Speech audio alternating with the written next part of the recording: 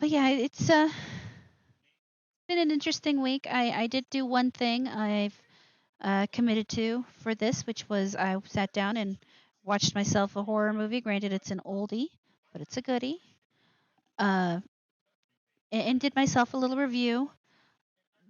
I did a review. I rewatched The Omen, the original Omen from the 1970s, which is a horror movie. Really continues to stand up over the age. Has stood up over the ages.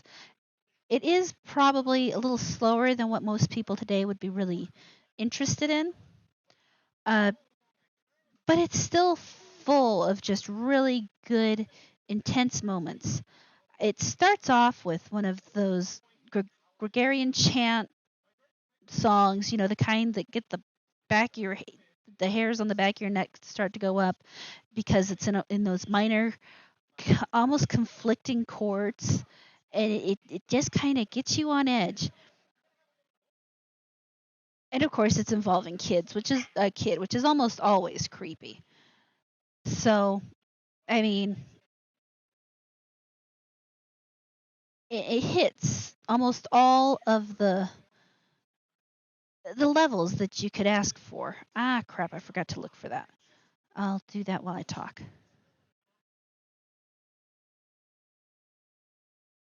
But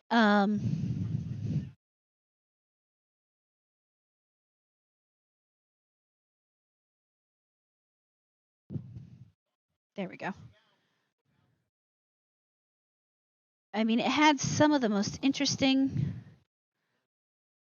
moments.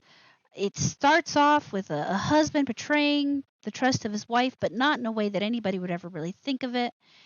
More in a you know, in the way he wants to protect her sort of way, because she's pregnant, she's born, they tell him the baby died, and how about adopting this baby instead? And he's like no at first, and then the baby has no family, so he adopts the baby. The mom has no idea it's not her actual child, and of course he always acts like it's his kid.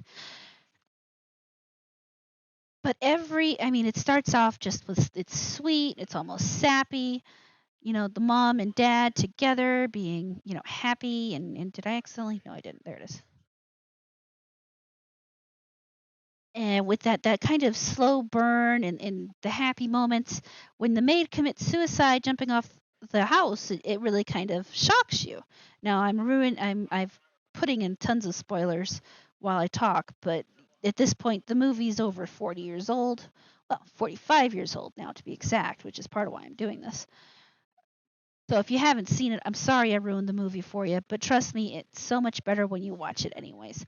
One of my favorite things in horror movies is how a good horror movie makes use of music and makes use of silence.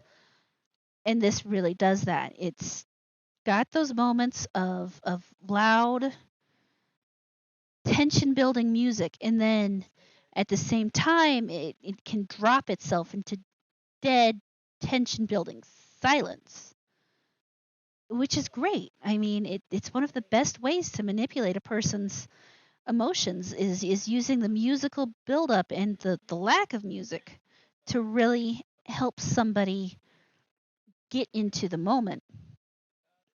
They also use excellent instances of foreshadowing involving cameras in pictures. And they also have, and I'm going to show you guys this, the best worst effect ever. I mean, it's absolutely the best and worst. And I have to show you. I've got to get it in the right place because I forgot to pull it up before stream. So give me just one moment. There, it'll be easier.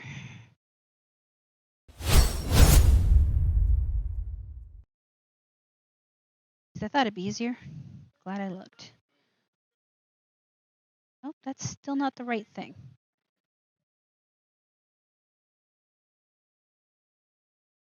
Okay, I'm gonna have to fix that later. There we go. No? What?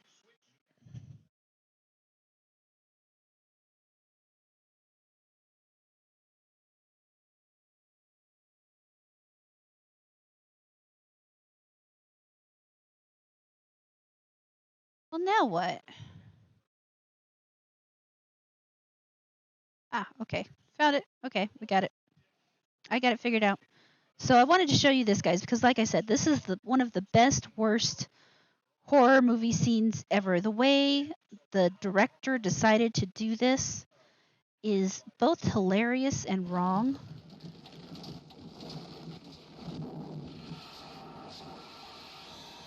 Probably should have gone full screen for that.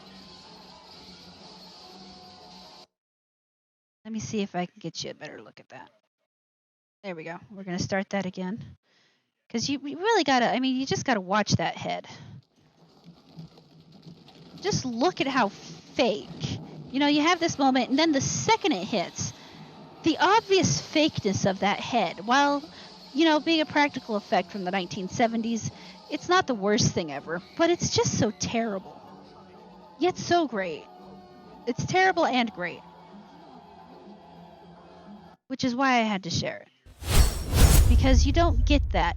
I mean, you get it in movies today, but you don't get it on purpose as much, I suppose is the way to put it. You get, well, I guess it wasn't meant to be terrible on purpose. It was terrible because of a lack of technology back then, but it was still great. So, I mean, overall, as far as movies go, I personally find The Omen to be like a 4.5 out of 5. It's not a perfect movie, but it has held up so well over the years.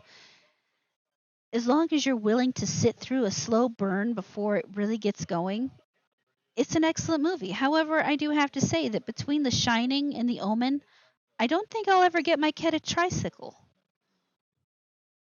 It's just not what I think I would ever want my child to have.